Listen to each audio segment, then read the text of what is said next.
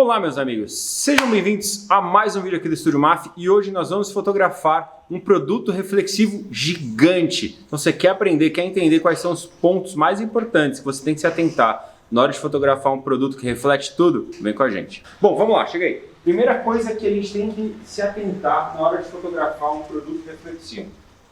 Vou mostrar primeiro as características principais desse produto. É importantíssimo você entender que quando você vai fotografar um produto, independente de qual seja ele, você tem que entender as características desse produto, você tem que entender quais são os detalhes que você tem que realçar nele e quais são as coisas que você não pode mostrar. Então, a primeira coisa que você tem aqui, qual é o primeiro detalhe que você tem nesse produto?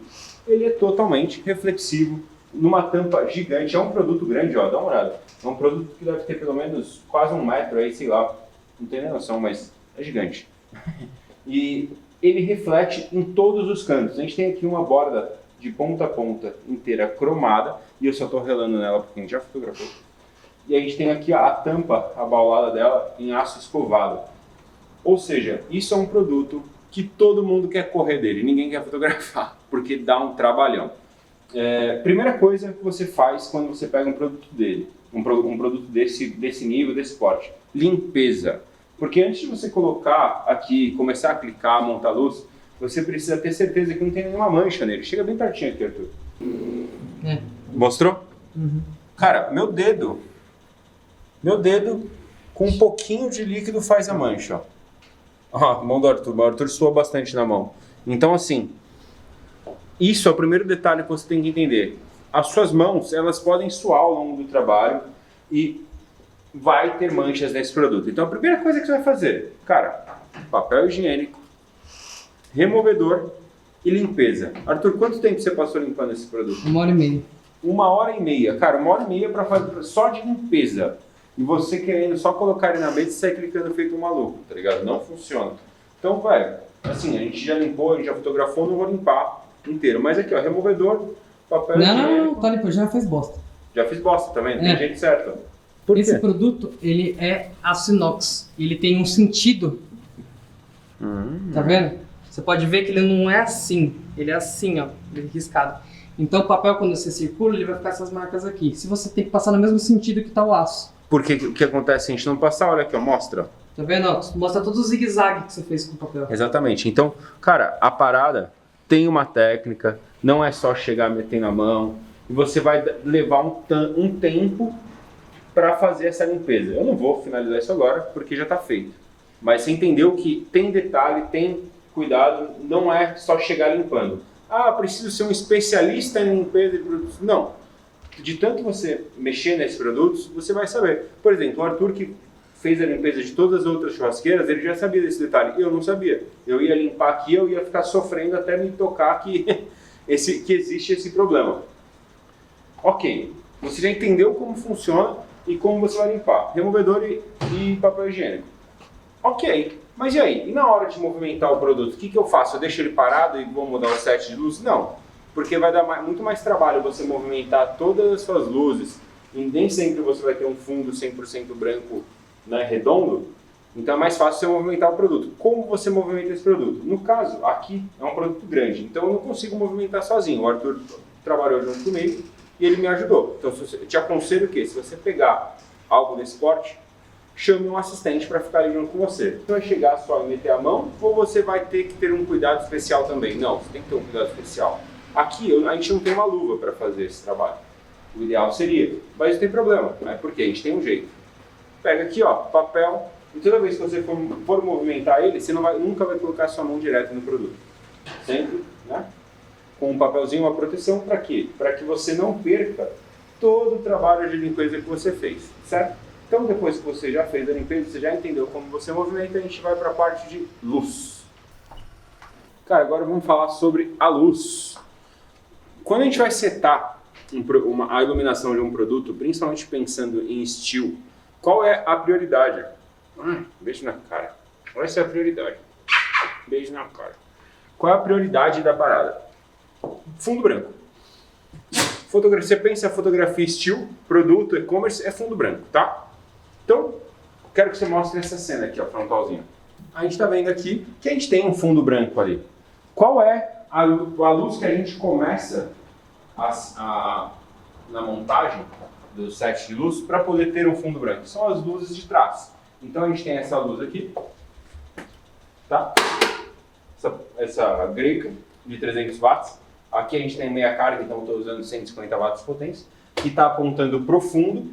Ela serve para quê? Para iluminar o fundo, apenas o fundo. E eu tenho essa outra luz que também está aqui, ó, na mesma posição, no mesmo item, na mesma potência, uma tocha de 300 watts em meia carga, para 150 watts, com o mesmo acessório, que é uma sombrinha difusora, que também serve para quê? Para estourar o fundo. Então, com essas duas luzes aqui atrás, eu tenho um fundo 100% branco. Ok, eu alinhei minha luz do fundo, eu já tenho o branco que eu preciso para as edições para ter um fundo 100% branco. Qual luz eu venho? Para as minhas luzes que vão iluminar tanto o produto como a minha base branca. Como a gente está trabalhando com um produto em cima de uma base branca, se eu não tiver uma luz potente o suficiente para iluminar a base e o produto, essa base vai ficar mais escura que o fundo. E quando eu tenho uma base mais escura que o fundo, eu tenho uma linha atrás que é indesejada nessas fotografias. Então, a minha segunda etapa de iluminação é setar as luzes que vão para o produto. Aqui, para essa foto inicial que a gente criou, as luzes laterais são as melhores. Então, a gente tem aqui um octa gigante, numa tocha de 400 watts, que para esse trabalho a gente está trabalhando em um pouco mais de meia carga, a gente está ali com uns 280 watts de potência, e a gente tem aqui uma tocha, um flash Godox de 300 watts, que a gente está trabalhando em potência máxima. Aliás, quase na máxima, tá também nos 280 watts. E eles são difusores grandes para quê? Para que iluminem tanto o produto como a minha base, ok? Então, primeiro ponto de luz, primeira etapa da luz, regular o fundo. Segunda etapa da luz, regular o produto e a base. E como essas luzes que vocês estão vendo são laterais, obviamente o meu produto, a frente do meu produto, estaria muito escura. Como minha câmera está no tripé e as minhas duas luzes, pontos maiores, são laterais, naturalmente eu vou ter a luz muito boa aqui, eu vou ter uma luz muito boa aqui e uma frente 100% escura. E o que eu fiz para sanar essa frente escura? Essa mágica aqui, essa gambiarra aqui. Ó, dá uma olhada. Aqui eu fiz basicamente uma fonte de luz gigante com essa tocha rebatida nessas duas tapadeiras. Precisa ser duas tapadeiras? Não. Aqui, por exemplo, ó, eu tenho aqui uma tapadeira, eu tenho uma segunda tapadeira e eu ainda coloquei um acessório aqui no meio para tapar esse vinco que traz uma escuridão. Eu já falo sobre isso. Mas é importante você entender que não é necessário ser uma tapadeira. Isso aqui poderia ser a parede da sua casa. Então, se você tiver um quarto, um cômodo, uma sala que seja desse tamanho, que deve dar aqui, sei lá, 5 por 5, você já tem como fazer a foto de um produto desse. Por quê? Porque você utilizaria a parede que está nas suas costas como uma fonte de luz gigante, tá? Como aqui a minha parede é mais longa, eu não consegui utilizar, eu tenho uma janela ali, eu precisei fazer um improviso. Mas esse improviso seria facilmente, por exemplo, uma cortina totalmente branca, ou se eu quisesse fazer aqui uma cabana de TNT 100% branco, ou se eu tivesse mais, sei lá, 3 softbox grandes aqui fazendo a frontal inteira desse produto. Mas eu não gostaria de 3 softbox, porque a potência é muito intensa e a luz é muito dura. Eu gosto muito dessa luz que sai dura aqui e rebate na parede. Ela fica bem mais bonita, bem mais suave, bem mais difusa. Agora falando sobre, ó, por exemplo, esse acessório que está aqui no meio. Por que eu tenho isso aqui? Ó, cheguei. Vou tirar ele, porque a gente já fotografou, não preciso mais dele. Isso aqui é uma base branca que serviu para travar esse vinco. Aqui atrás eu tenho ainda uma outra base branca que está sendo feita pelo meu softbox para fechar o vinco. Mas se eu não tivesse isso, se fosse isso, eu teria esse vinco. Vocês estão me filmando, que a câmera está me filmando, criando uma mancha no meu produto. Dá uma olhada nessa foto. Essa é uma foto que que tem o vinco muito exposto. E aí a gente utilizou esses acessórios para que o vinco não fosse tão exposto assim. Chega aí. Agora, beleza, você já entendeu quais foram as etapas que eu tive aqui da minha iluminação. Que é as luzes do fundo, as luzes laterais e a luz frontal. Mas essas luzes, elas não são fixas. Toda vez que eu pegar, que nem eu tenho aqui essa foto, meu produto frontalzinho, fechado, beleza? A hora que eu abrir esse produto, eu já tenho outra luz que eu preciso criar, porque aqui eu vou criar uma base muito escura, então eu vou ter que movimentar. A terceira foto, eu teria que virar esse produto. E virando esse produto, eu já tenho outra luz necessária. Eu estou deixando as fotos aí para vocês acompanharem. Então entenda, a luz que você inicia, muito provavelmente a única luz aqui que a gente não mexeu foi a luz frontal e a luz do fundo. Essas duas luzes laterais, elas se movimentam o tempo todo. Por quê? Porque elas criam reflexos indesejados, elas tiram reflexos. Muitas vezes aparece uma mancha preta aqui na lateral reflexiva, ou aparece uma mancha muito branca. E tudo isso é causado pela luz que você está utilizando. Então, a gente faz a movimentação das luzes conforme a necessidade do produto, não tem uma regra. Então eu não vou olhar para você e falar, você deixa a luz assim e ponto. Não, porque se você te deixar milimetricamente o produto mais para a direita e mais para a esquerda, a luz já muda. Então a luz vai se movimentar constantemente conforme você for movimentando o seu produto, beleza? Agora eu vou para outra etapa muito importante disso aqui, tripé. Por que o tripé é muito importante? Justamente porque o produto é reflexivo e qualquer movimento milimétrico, tanto para a esquerda como para a direita, para cima e para baixo, faz com que os reflexos mudem. Então, se eu estiver fotografando com a minha câmera, eu nunca vou ter uma precisão exata de onde está a câmera X, o ponto de luz.